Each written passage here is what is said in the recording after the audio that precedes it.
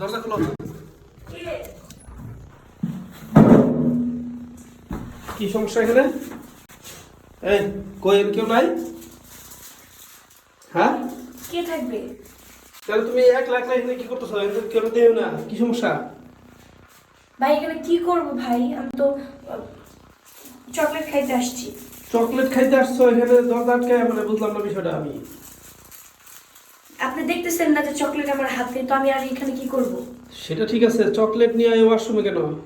ওয়াশরুমে কারণ আছে, কারণ আমি একা খাইতে পছন্দ করি, এই জন্য আমি লুকাই লুকাই এখানে খাচ্ছি। মানে সবাইকে ফাঁকি দিয়ে ঘরের মধ্যে এখানে এসে খাইতেছ? জি, কিছু গেলে তো সবাই খালি চাই লইয়া। আচ্ছা যাই হোক, এভাবে লুকায় লুকায় খাওয়া ঠিক আছে, কিন্তু এখানে এইভাবে তুমি তো বাড়ির বউ, যদি এটা অন্য কেউ দেখতো আর এই দরজা টয়লেটের দরজা এইভাবে আটকে দিছ, কেউ যদি জরুরি ব্যাগ হয় তাহলে কেমন নেব? সেটা তাড়াতাড়ি বিষয়, আমি আগে খাবো তারপরে হচ্ছে কথা। তুমি ভাত রান্না করে যে চুলার উপর দিয়ে আসছো, ভাত তো সব পুড়ে যাইতেছে। কি বলতেছেন? মানে আমার শাশুড়ি নেই ওখানে? শাশুড়ি রান্না করতে দিচ্ছে তোমার, আর তুমি এখানে এসে আচ্ছা টয়লেটে? রাগ, আমি যাচ্ছি দেখি।